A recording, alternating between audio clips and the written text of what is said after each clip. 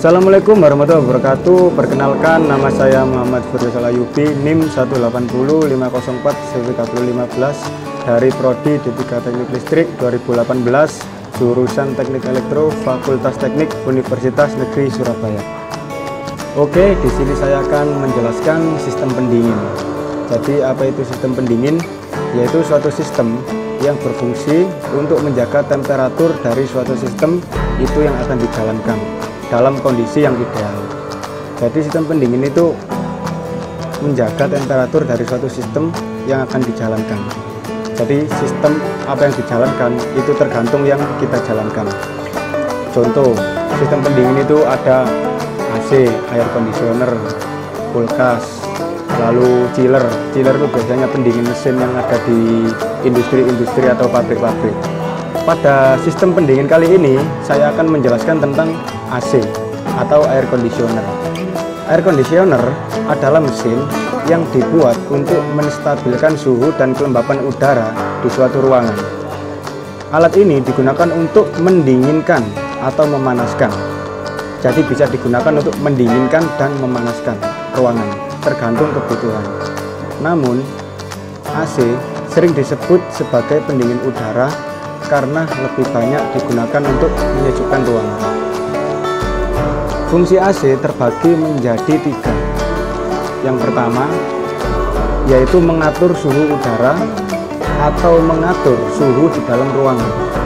Suhu yang diinginkan dapat diatur melalui angka yang tertera pada remote control.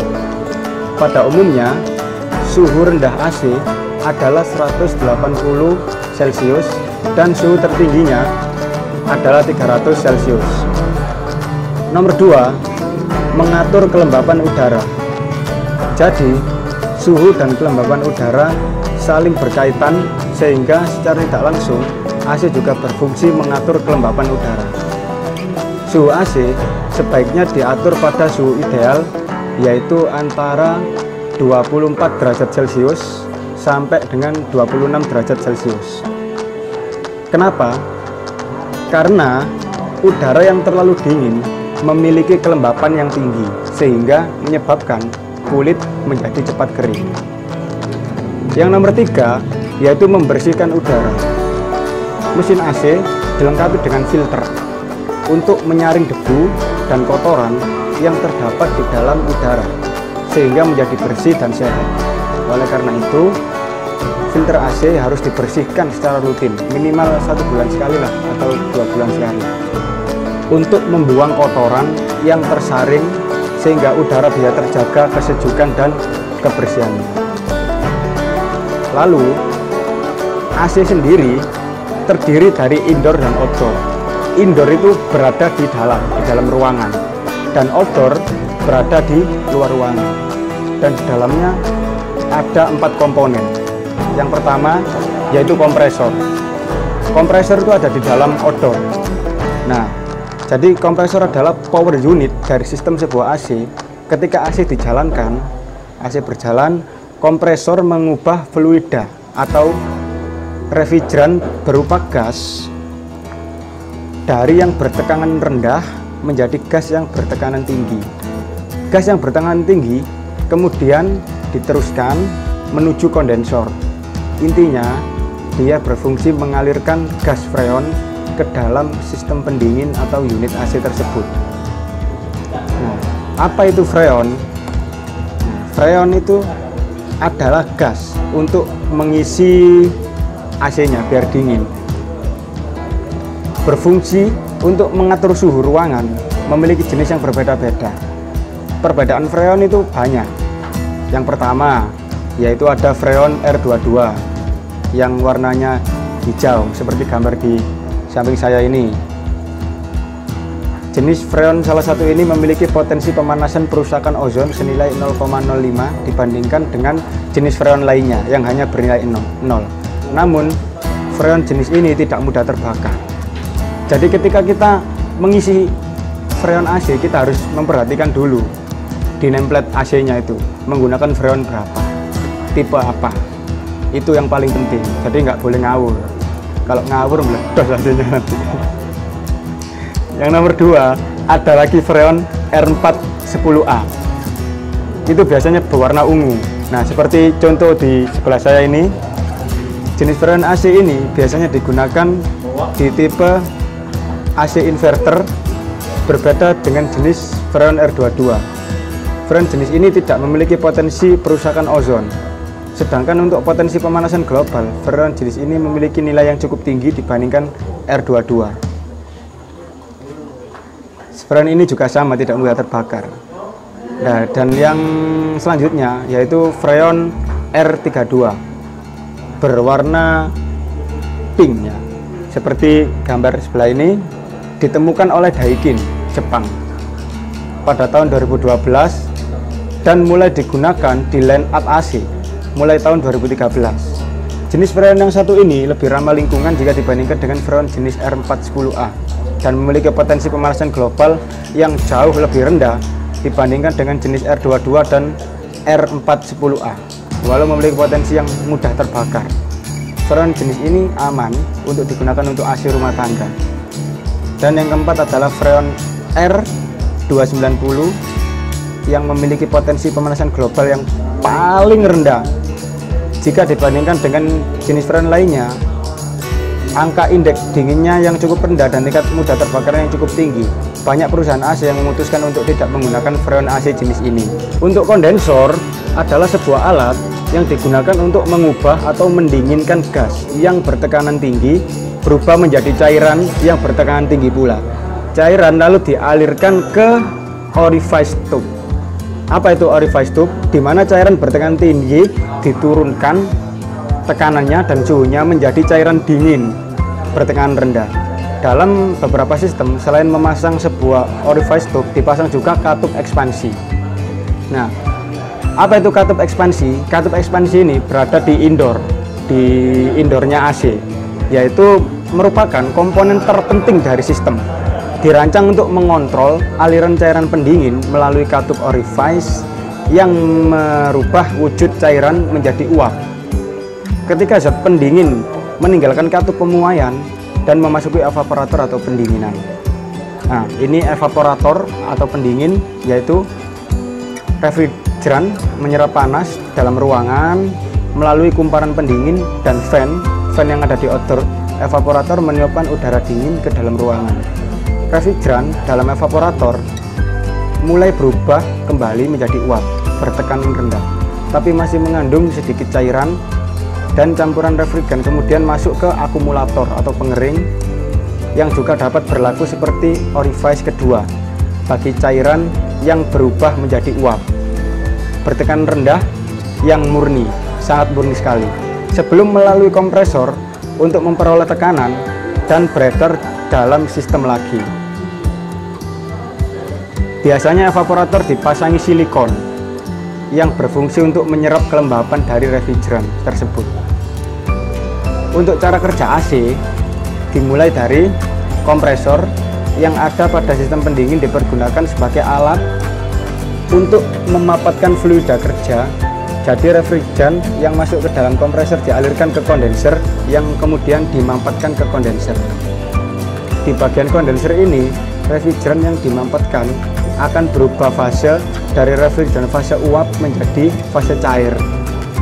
Maka refrigeran mengeluarkan kalor, yaitu kalor penguapan yang terkandung di dalam refrigeran. Adapun besar kalor yang dilepaskan oleh kondenser adalah jumlahan dari energi kompresor yang diperlukan dan energi kalor yang diambil dari evaporator substansi untuk didinginkan. Pada kondensor, tekanan refrigeran yang berada dalam pipa-pipa kondenser relatif jauh lebih tinggi dibandingkan dengan tekanan refrigeran yang berada pada pipa evaporator. Setelah refrigeran lewat set kondensor dan melepaskan kalor penguapan dari fase uap ke fase cair, maka refrigeran dilewatkan melalui katup ekspansi.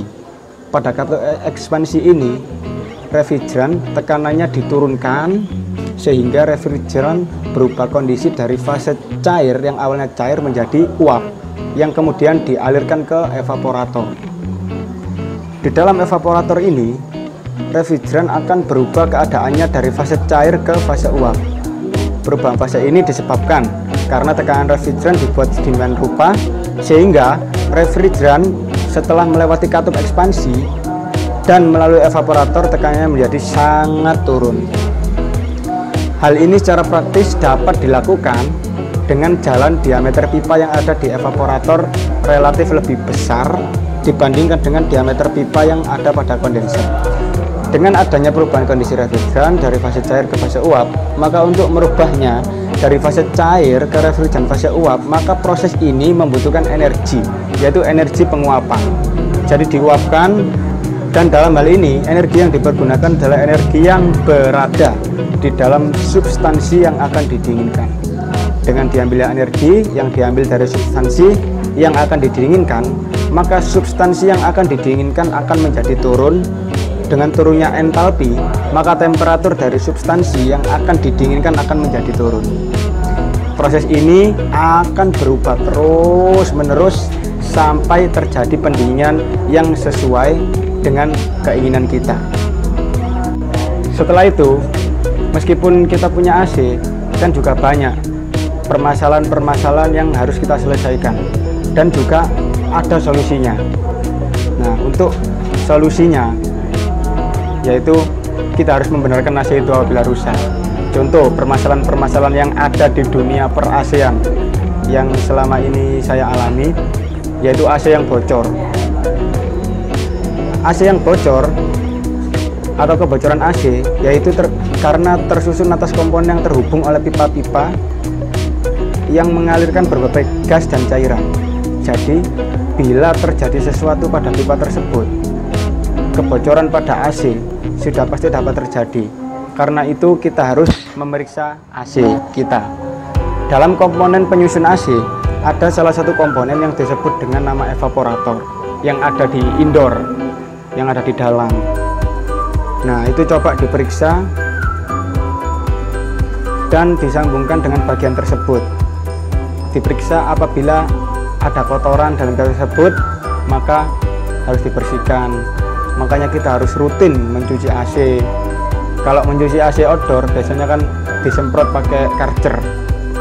Kalau yang indoor juga sama pakai Karcher, cuma kita menggunakan penutup plastik agar airnya tidak semburat kemana-mana. Nah. Terus AC yang berisik. AC memiliki komponen yang terus bekerja secara berulang-ulang, seperti kompresor yang terus memompa atau kipas yang terus berputar, fan-nya itu.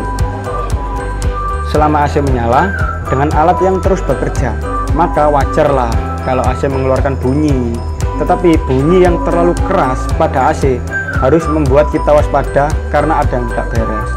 Ya jelas ya, kalau berisik ya jelas AC ini tidak beres. Nah, untuk itu coba kita periksa komponen yang ada di dalam AC tersebut. Apabila ada komponen yang mulai longgar atau rusak, atau mungkin juga evaporator dan kondensor juga mulai kotor. Untuk AC yang tidak hidup, nah ini AC itu kan sebuah alat yang harus disambungkan dengan listrik kan, agar dapat bekerja. Kalau AC tidak disambungkan listrik ya nggak bisa hidup AC-nya, meskipun AC-nya bagus dan mahal. Sehingga salah satu penyebab yang paling logis saat AC tidak menyala adalah tidak adanya aliran listrik. Itu pasti karena tidak menyala. Dan kalau hal ini terjadi, kita harus memperbaiki aliran listriknya terlebih dahulu.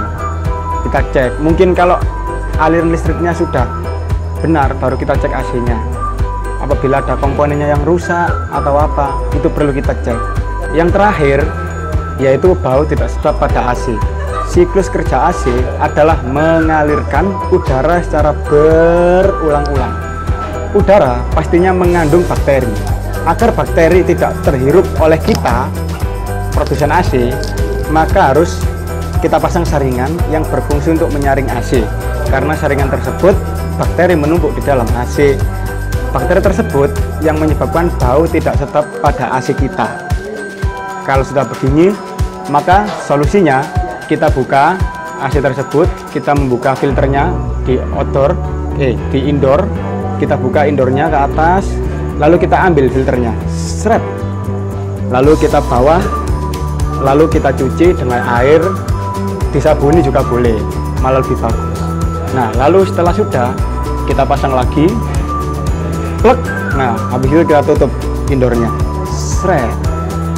Setelah itu sudah dijamin bau AC langsung semriwing. Apabila ditambahi pengharum ruangan, malah jos gandos.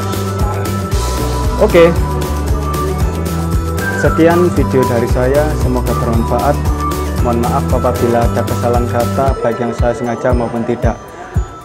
Saya akhiri, wabillahi wal taufiq wal hidayah, waridul inayah. Wassalamualaikum warahmatullahi wabarakatuh.